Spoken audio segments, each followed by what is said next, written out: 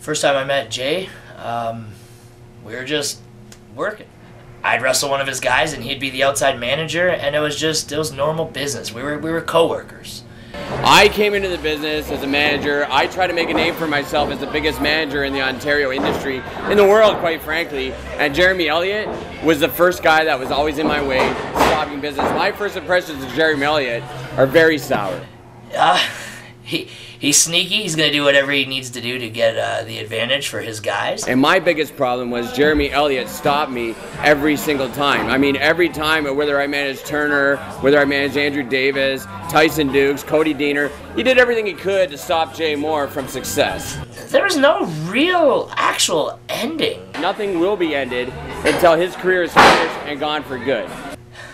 I was done with wrestling. I wasn't working. I hadn't worked for 6 months. I was in the crowd. One of my longtime rivals, sitting right there in the corner, from United Family Martial Arts, Mr. Nick Vickers. You know, it was the biggest insult to me to see Jeremy Elliott coming in as a fan with his kid. You, Nick Vickers, have become a wrestling fan. Sitting there with your little boy, tell your daddy who the greatest wrestling manager of all time is. You tell him right now. Jay Moore sucks. He wants to say Jay Moore sucks and embarrass me at the Merritton Community Center? I don't think so. As a father, I couldn't. I just had to go. That was it. That moment, there was nothing that was going to stop me. I don't care how many guys were in front of me. I jumped that guardrail. I was on top of Jay. I was pounding Jay. Nobody was going to stop me that night. Nick's a teenager. Jay's a man. Why would he push my son? And what did he think was going to happen? Nobody expected Jeremy to jump over the railing, and neither did I. Because quite frankly, I'm a guy that should be protected at Crossfire. I'm the man that built Crossfire, and the fact that Crossfire does absolutely nothing about it makes me sick.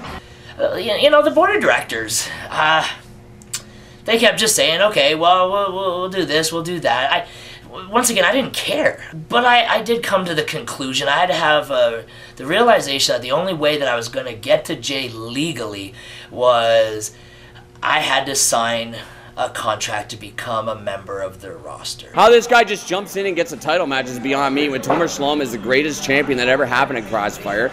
I got my hands on him at the last show. It's how it started. It's how this all came about. Go back and watch the footage. I made him tap before the bell rang. I became #1 contender by knocking him out with a kick, and I pinned him right in the middle of that ring. I mean, how much more are we going to give a guy who has done nothing, absolutely nothing, for the wrestling business? If I lose, I'm done.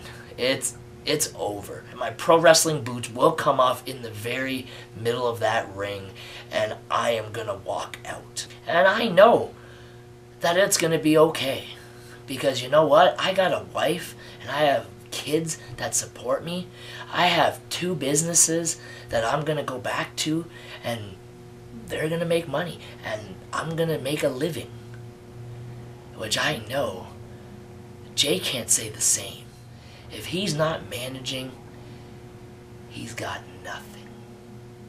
You know, if he wins, hey, I'm a superstar on Rogers Television. I work other promotions. I do other things. Jeremy Elliott, if you happen to win, if you happen to take the title, then so be it. It's all yours. But Jeremy Elliott, don't think that just because I am out of Crossfire, don't think that my career is gone, that it will be over between you and I. Because Jeremy Elliott, I will get you back one way, shape, or form. No doubt about it.